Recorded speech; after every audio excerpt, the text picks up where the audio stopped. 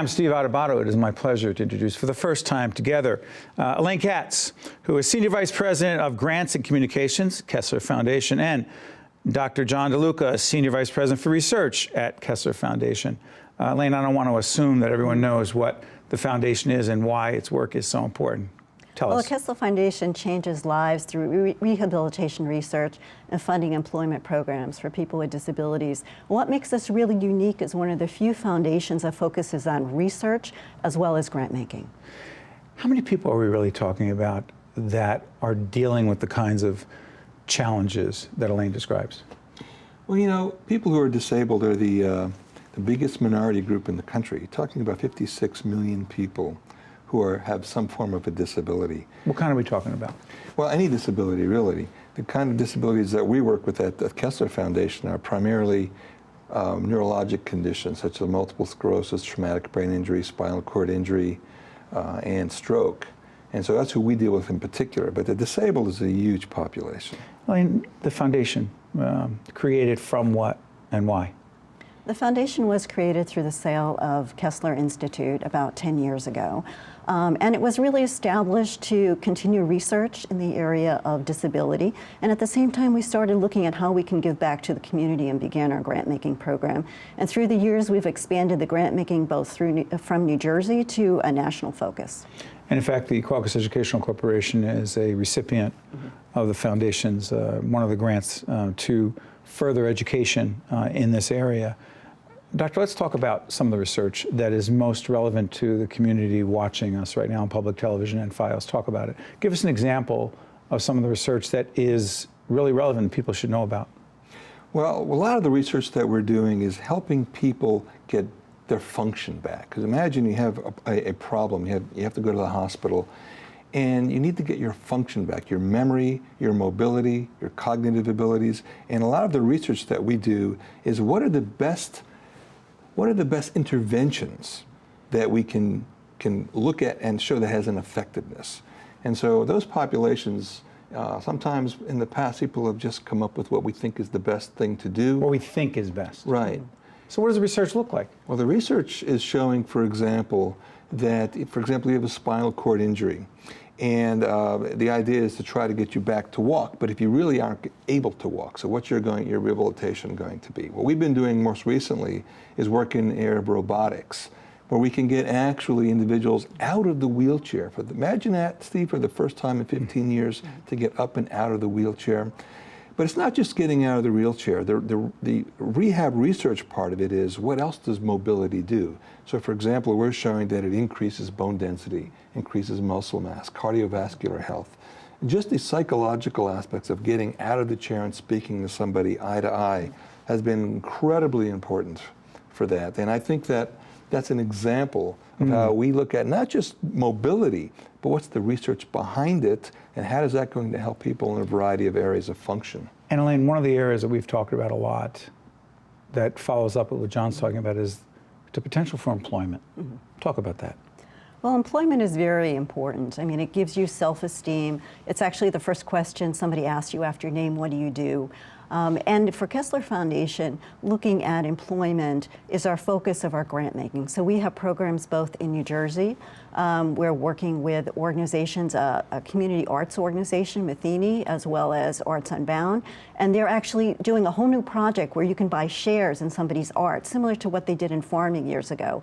Where before the art is created, you buy a share, the income provides the artist, and then you can meet the artist. And it provides a way of livelihood for a person with disability, as well as providing art, beautiful art for the home. Nationally, we've worked with companies such as PepsiCo. We have a program called Achieving Act Together that's now in 5 states. And what that is, the collective impact program. So we have 4 different funders that are together, working together with Pepsi to create jobs, and Pepsi hopes within 5 years actually to create 2,000 jobs nationally. So as you can imagine, Steve, creating a job for a person continues their independence. It allows them to live within the community and also helps them become self-sufficient. How much progress are we making with societal attitudes towards those with disabilities and their potential to work and be productive in the way Elaine was just describing?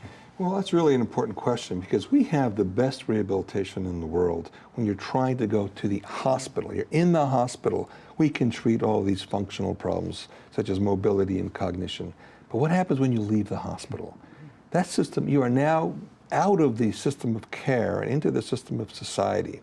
So one of the nice things about the Kessler Foundation is with our focus on employment and our research on improving health, we have a grant that we just received. But it's a grant to do what? It's a grant Nielsen. to Nielsen Foundation. Nielsen Foundation. Nielsen Foundation. Right. It's a grant to The head actually of grants would know exactly where the grant came from. Go ahead. No, is to get people with spinal cord injury while they're inpatient to start thinking about employment and getting help with their employment after they leave the hospital.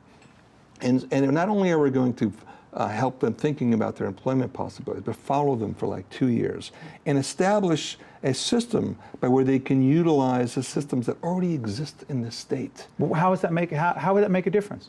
Give us a concrete example of where that would make a difference. Jump in here, Elaine. Well, it would make a difference if you know that, for example, right now when a person is injured, they don't think about employment right away. They think about getting better. But if the end goal is employment, then you really have a goal, actually a personal goal. You need to, get together with your rehab and to use either robotics or other mechanisms to get working. And the reason you're really improving yourself is to get back into the workplace. So right now your thought is just on getting well, not what happens after you get well. And the foundation is thinking about the next steps. And we're thinking about the next steps. Real quick, before I let you out here, some of the other areas that you're into, the foundation's making a difference. Pediatrics, real quick.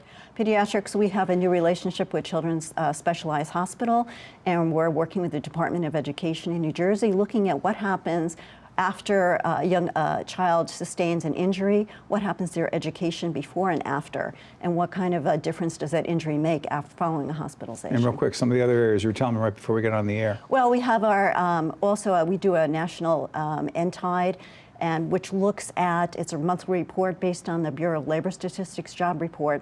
So for example, last month in October, we found 30% of people with disabilities were working compared to 76% who are not working, which is a considerable difference. And we have lots of different programs that we're doing to make a difference. The latest one we're doing is a pilot program in Uber in Pittsburgh, looking at how Uber, which is always in the news, can be accessible for people with disabilities.